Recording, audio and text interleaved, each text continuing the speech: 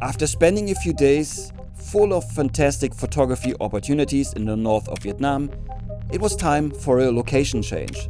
So we took our ride back to Hanoi, where we caught a flight down to Da Nang, which wasn't just a totally new location, it was also a totally different vibe waiting for us. After relaxing until the afternoon, we headed out for a shooting session at the beach to catch the late afternoon sun just before sunset. There wasn't much activity on the beach, but we came across a spot where people were working out. It turned out to be a great location for shooting.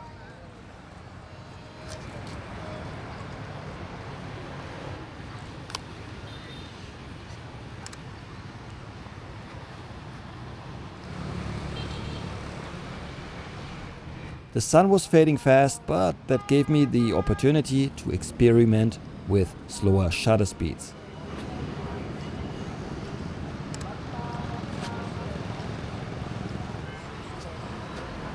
Like in other parts of Asia, some of the exercises seemed a little unusual, but hey, what do I know? Here's a small tip: if you want more candid photos and people are simply too friendly and keep smiling into the camera, just keep shooting and pretend you're not paying attention. Often, they'll quickly lose interest. Thank you.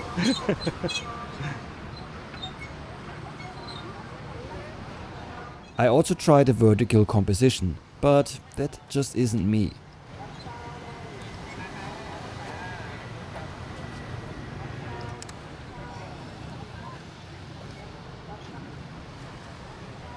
Spots might be actually good, yeah? The next morning, we went back to the beach just before sunrise, hoping for a lot of activity amongst all the fishermen there. Unfortunately though, it seemed like we were almost too late and there wasn't actually that much going on anymore. Oh, keep going, no, don't turn. The light wasn't great either. Still, it was an interesting experience to see these unique round boats that I hadn't seen anywhere else before. Hello! Okay, now my pants are wet anyway.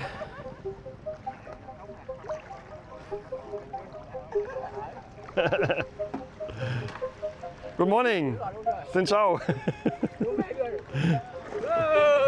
Oh no, we're getting in the way. The fishermen were super friendly and probably a bit surprised to see two guys with cameras.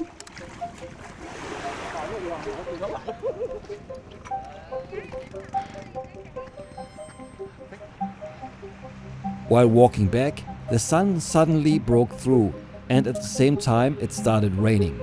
When I saw this guy working out at the exact same spot as the day before, I wanted to give it another try. I underexposed heavily to make the rain visible with the flash. Yes, my camera got a little wet, but the rain stopped as quickly as it had started, so it wasn't really a problem. I'm not too worried about the camera, but I'm not so sure about the flash trigger since it isn't weather sealed. I also took a few more shots on the beach with this camera here, but you'll see that in a different episode. Wow, so big. While walking near the beach, I came across the security guard and he asked me to take a photo of him. I thought it would look much more interesting if I included these massive fish in the water tank next to him. I wait for the fish. Wait for the...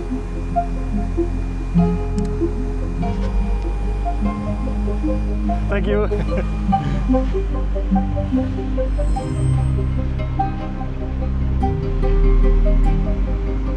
Just a few meters further, I found another tank and I wanted to experiment with reflections.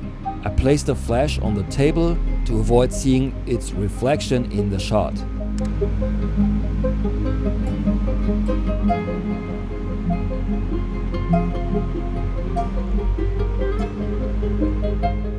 Maybe I come back after dark, when the buildings in the background are not as visible and there's some lights in the background.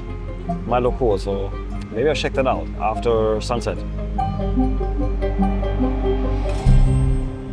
Spoiler alert, when I came back later that day, people were sitting exactly in that spot.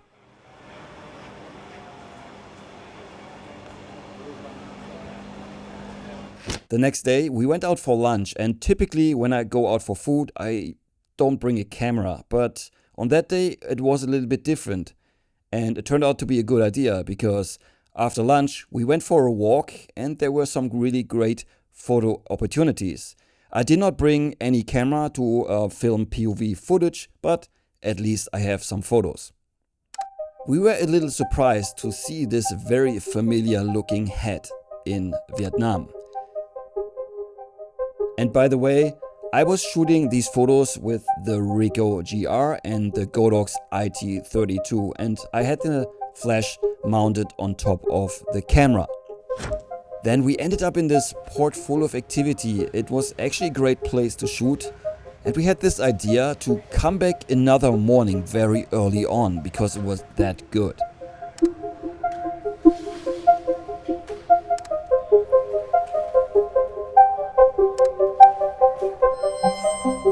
On one of the boats, the crew was just chilling and we decided to join them.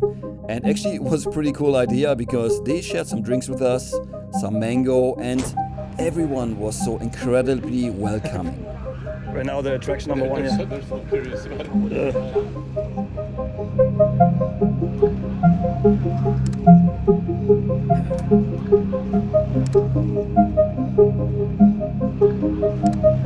Max, you're part of the crew now? But when we left, suddenly security showed up and escorted us to the exit of the port. Because apparently this place is some special economic zone or whatever, and foreigners are not allowed in. At least that's what he showed us on his translation app.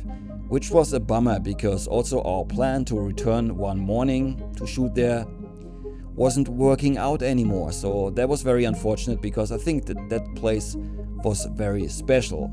However, the next morning we hired a driver to bring us from Da Nang to the city of Hue.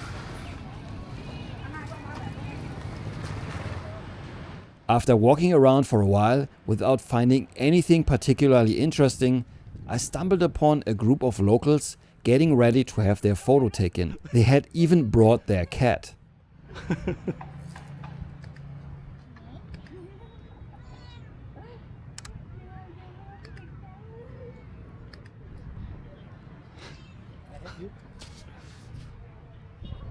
Oh no! You have an outfit for the cat? That's cool.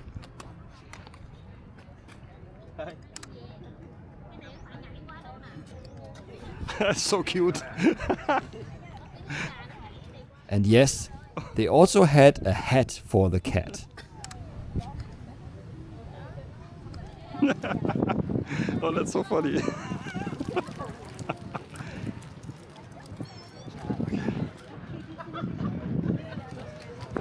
Wow, so many people. Other than that, there wasn't much going on, so we decided to visit an abandoned water park that Max had found online. On the way there, we stopped at a war museum that was free to enter and had some interesting military vehicles on display.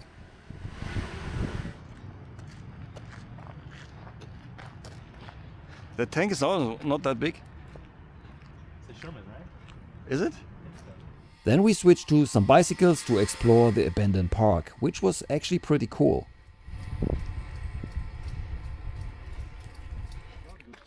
Yeah, it's backlit. It's backlit. There were lots of locals taking photos, so there were plenty of opportunities for us as well.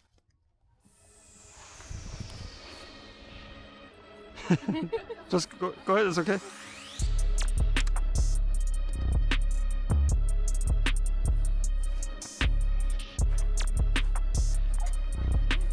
I can't see the dragon now. Oh, sorry. Oh, fuck.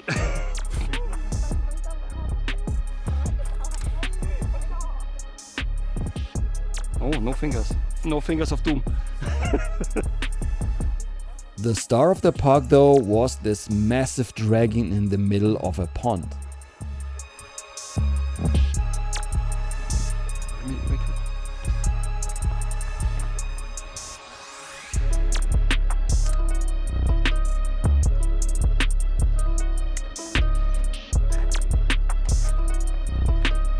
Of course, we had to try climbing it.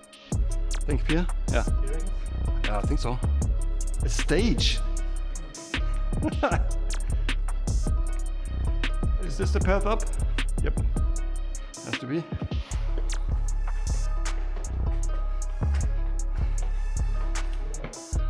What the hell?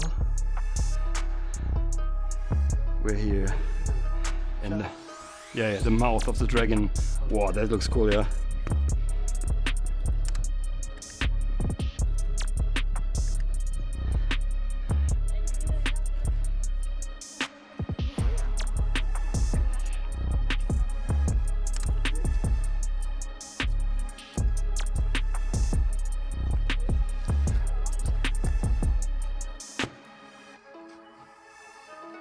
Yeah, today wasn't the best day, sure.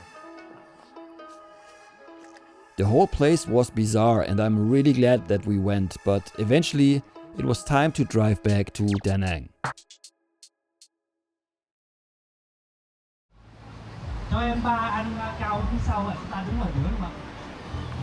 The next day, there was a team building event happening on the beach, which looked like a great opportunity for photos.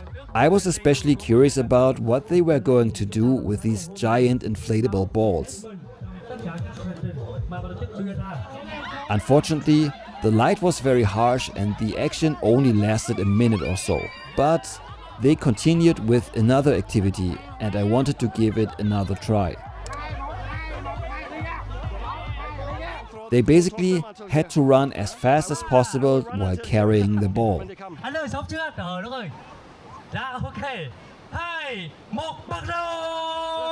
they're not fast.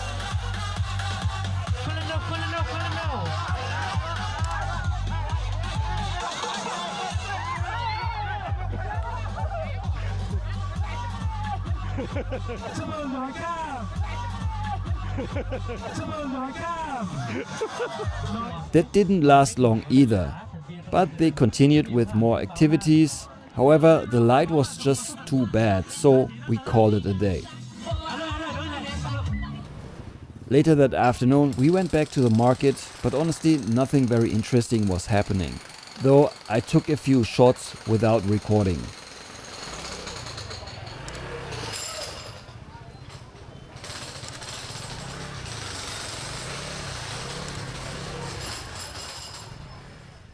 By the way, if you want to learn how to easily use flash in the streets, or if you want to dive deeper into the beautiful craft of street photography and lift your skills to the next level, check out one of my video courses.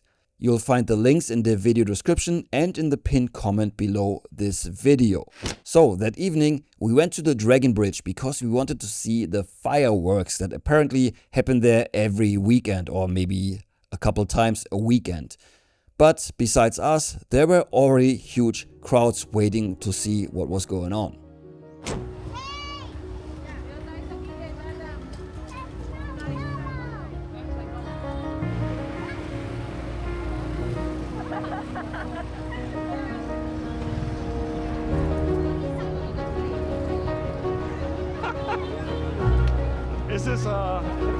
Is this supposed to happen?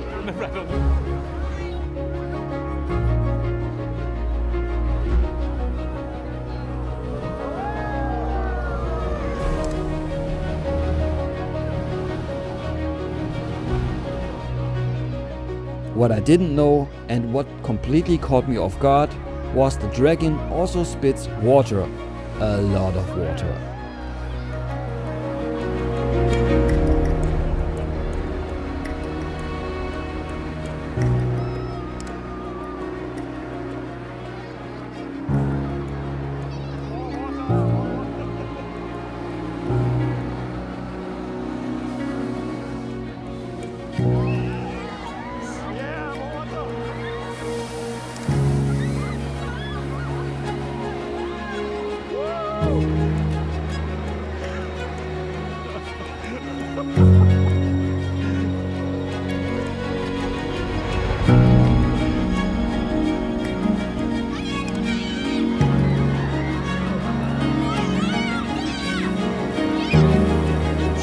It got so wet It felt like I was taking a shower. Just look at the water dripping down my face.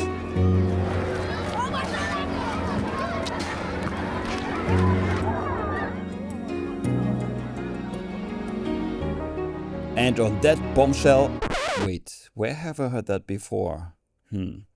Anyway, so this concludes the Vietnam travel series. However, the journey isn't over yet.